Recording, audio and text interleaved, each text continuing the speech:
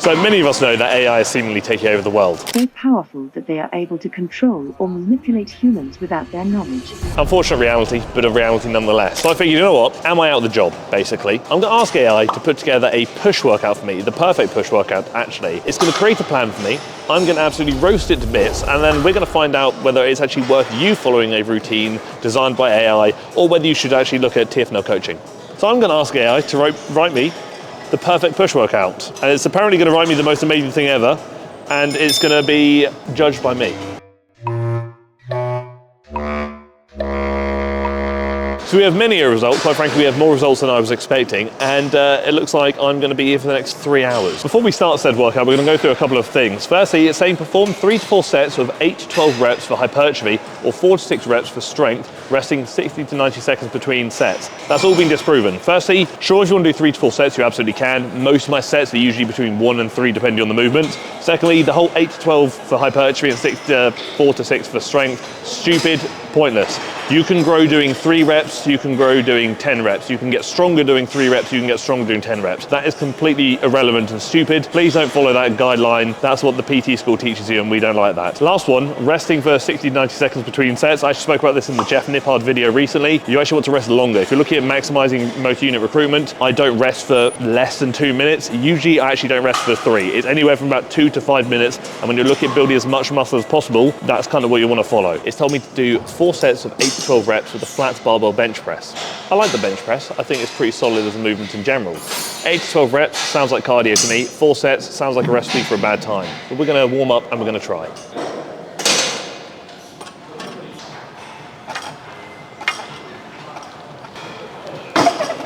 One thing we're going to note is the 4 sets of 8 to 12 reps is like a really generic rep scheme and set scheme.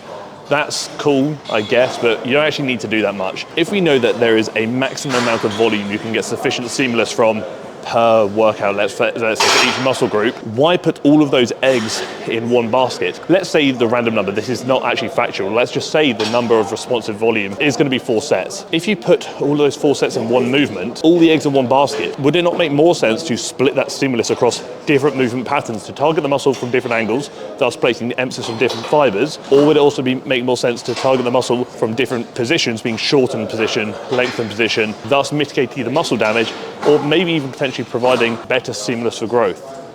Ponder me those thoughts, please. I'm going to give you a little tip trick of gym etiquette. When you're done with your section, your station, your parents raised you better than that. Put your stuff away, because otherwise you look like a lazy sausage. Embarrassing. So movement number 2, after finishing the flat bench press, is moving on to an incline dumbbell press. Pretty solid movement, I'll be honest with you. But one of the points we're going to address is the fact that we're doing a total of 12 working sets for the chest alone in one session. When I train, I essentially dictate things based on weekly volume, how many sets I do for that muscle group per week, which is usually split across 2 sessions. This is more in one day than I do across the week split across 2 sessions. Think about that for a second. One thing I will give credit to AI for is the exercise selection thus far isn't actually that bad. Moving from a flat press to an incline press, and now we're going to go on to a fly variation, is actually not a bad setup in the sense that these are all 3 movements I would program people in some capacity. Therefore, the actual movement itself is relatively okay. So the next movement we have is a cable fly.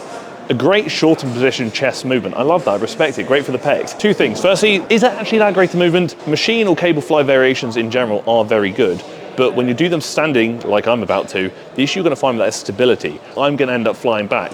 That's not very good, because that's going to limit how far I can take that movement when considering proximity to failure. Secondly, it would be better if I could do it seated, but this cable is so wide that's not going to happen. I feel like I'm hugging the biggest dog in the world right now.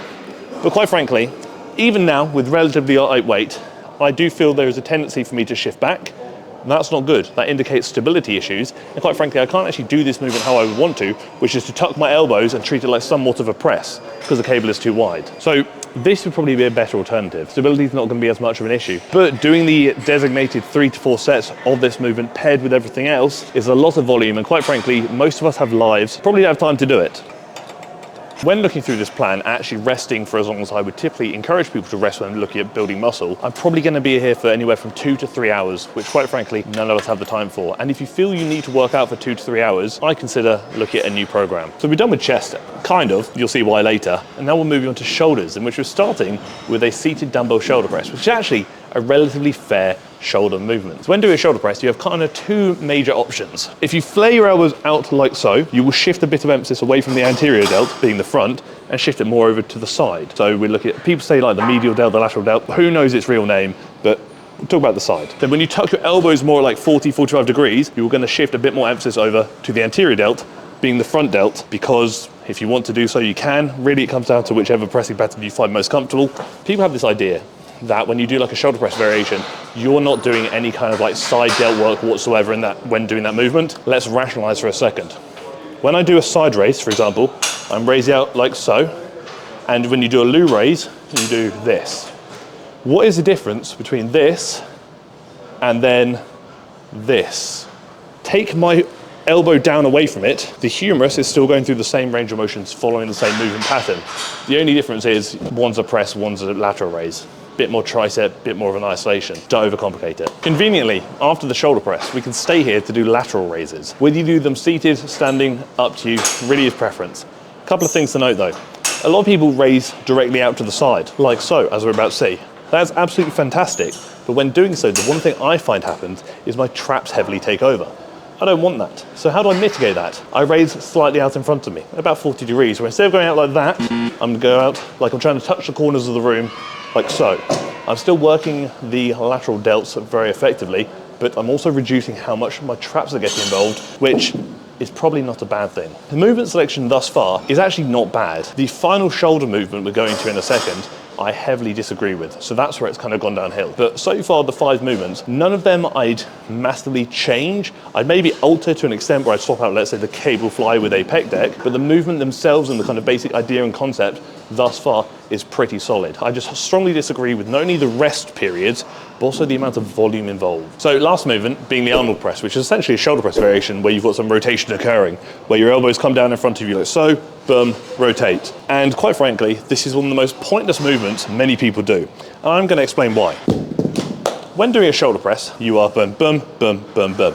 Love it, fantastic, very good movement. When doing Arnold press, you'll bring your arm across like so. Your anterior delts are not going to get any additional stimulus from you doing this. You're taking a really good movement, being the standard shoulder press, and making it worse by involving more moving parts and overcomplicating it, whilst literally making it less effective. If you're going to do an Arnold press, don't waste your time unless you really want to do them for enjoyment purposes. I get it, but when looking at effectiveness, just do a standard shoulder press in any capacity. The Arnold press should probably go in the bin. A lot of people like coined it as like a really cool old school bodybuilding technique to build massive shoulders. If you really want to actually get big shoulders, don't worry about overcomplicating movements or anything like that. Simplify it. Train consistently, progressive overload. Do you want to be better than an AI workout? tfnl coaching. I know what you're thinking. Harry, you look comfortable. You're also pondering, why am I back on the bench press? I'm glad you've asked. That's because we're doing another pressing variation. This is actually our 5th press of the day, which is going to be the close grip bench press, with the intention of shifting a bit more emphasis over to the triceps. A close grip doesn't need to be like where I'm hugging my hands or crossing over. That's silly. A close grip is essentially the grip that firstly is closer than what you normally use, and secondly allows you to maximize elbow flexion, so more elbow bend, which means more tricep involvement. Very nice, very nice. Who needs a warm up? I'm already warm from the 1,000 exercises I've done already. You tuck the elbows, you allow the bar to get a little bit lower on the body. A lot of elbow bend here, you see? Look at my elbows. Look how bent they are. Look how much flexion is occurring. Bang, triceps. Boom, boom, boom. A lot of elbows, a lot of elbows. Bang, bang, bang, bang. Triceps. Love it. Fantastic. So the close grip itself is actually a fair movement. Is it something I'd consider programming when I've already done this many presses?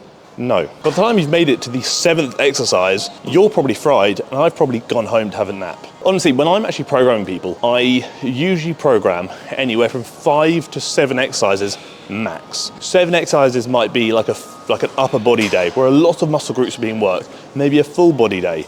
But more often than not, it's probably about 5 to 6, because you do not need to do that much volume. And if you've made it to this point in the video, and you feel a bit confused, a little bit overwhelmed with all the information I'm presenting to you, and almost feel a bit betrayed by the computers that have lied to you or given you a poor workout plan, do you know what I would consider? TFNL coaching.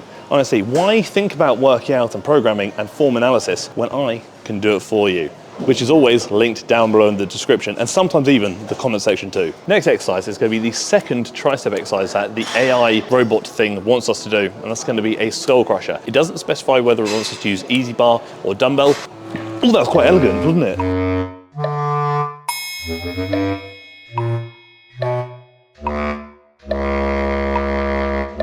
Put your weights back, don't be a sausage. So again, another movement that I don't actually disagree with. I prefer an incline dumbbell variation personally, that's just preference. And the one thing I really like about it is that you can get very low, you get a very nice stretch. Do you need to know, if you're gonna do a skull crusher variation, which we know is typically a bit more length and position dominant, it makes sense to milk that length and position by going nice and low and maximizing elbow flexion. So essentially, bend your elbows as much as they can. Jeff Nippard would be very proud of that statement there. Fully stretched. So after being here for 3 years and missing multiple birthdays, we're now on the last exercise, which is going to be tricep dips. Bless you. The program calls for 3 sets to failure. If I'm going to do 3 bodyweight sets to failure, I'm probably going to be here for at least 13 hours. So what we're going to do is give you a quick example of how to tricep dip. Again, similar to the close grip bench press, we want to look at maximizing elbow flexion, especially when shifting emphasis to the triceps. You want to bend the arms as much as possible. So what we're going to do, down, down, down, nice and low. You do not need to bury it to the bottom. I will hurt myself. Up. Simple as that. Down, down, down. Find the point in which your ROM is tested, we'll say. Simple as that. Laughing. Everyone has this idea that you need to absolutely bury it to the bottom. ROM is so subjective to the individual. You can't really say that. Sure, in theory, you might say, oh, you want to get as low as possible to then maximize how much the elbows are bending. I get that, but as low as possible is, the key's kind of there, as possible for you. I may be able to go a lot lower than you can. Do not put yourself at risk by trying to match what I'm doing. That being the last exercise, we're going to go through a few things, a bit of a conclusion. Firstly, most of the exercises selected are actually okay. They're actually pretty decent exercises, so I respect that. But a couple of things when AI creates your workout for you is, firstly, volume is wild. That's a lot of volume, honestly an obscene amount. Not only when looking at the number of sets, but also the number of movements as well. Way too much. If you can recover from that pretty effectively, you're probably not training hard enough, and that's going to hold back your gains pretty savagely. Second thing, we already spoke about the whole rest period, the whole rep ranges, all that nonsense. Bin that off. When you get AI to structure your workout, it doesn't know anything about you. It doesn't know your goals, your limitations, your recovery. So many things that, for example, coaching would be able to gauge, because you actually get to learn the person. AI won't learn that. It'll give you a generic routine as it has. It's probably not actually going to be that great for anybody. A beginner should definitely not do this, nor should an advanced athlete. And when you're looking at actually structuring an effective program, you can't really do so unless the person creating that program actually knows what you want to achieve. Tell AI you want to be a bodybuilder, but it's just going to take some useless information off Wikipedia and online and create a bodybuilding program based on a lot of outdated misinformation that I spend my life debunking on YouTube. There's too much critique, in my opinion, for me to be able to back it and support it as an effective means of program creation. As with all my videos, that's simply my opinion, and I'd love to hear yours in the comments section below. So thank you for tolerating me. Thank you for tolerating my AI waffle. Thank you for tolerating the video, and in future, don't let AI write your workouts.